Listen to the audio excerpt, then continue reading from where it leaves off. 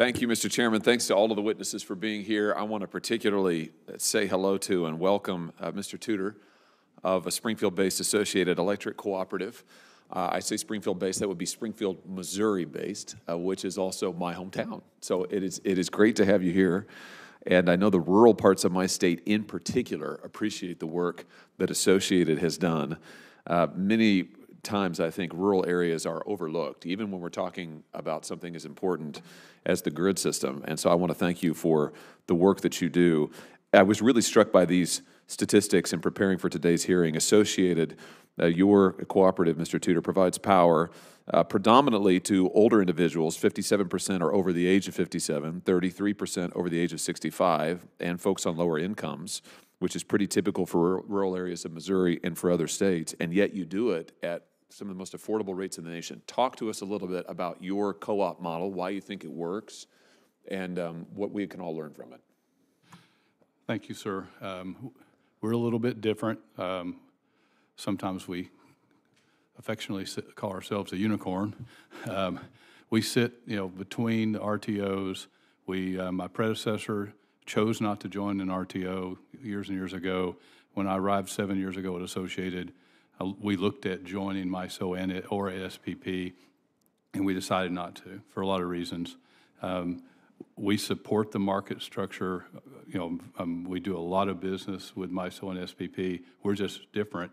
Missouri, as you know, is kind of the show-me state, and that lends itself to a significant amount of independence. And so our membership, our customers, our member owners, our transmission owners, our management team really believes that that we'd prefer to operate our own assets, including our transmission system, and be responsible for serving our own load. So what's different is RTOs, that's all blended, where there's 100 utilities, and they're least cost dispatching.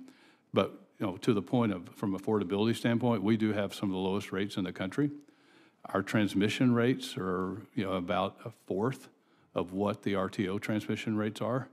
And it's because we only build transmission for load, for what our members need. It's a little different.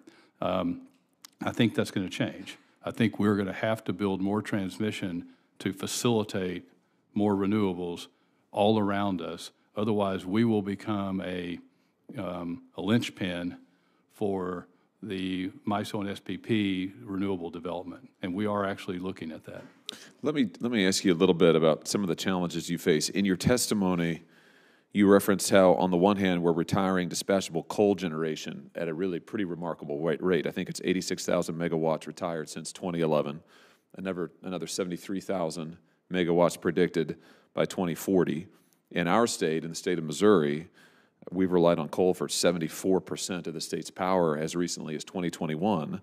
So talk to me a little bit about the challenge we face when we think about wind and solar energy, more intermittent, less reliable than coal, natural gas, nuclear. How do we think about the reliability issues and address those?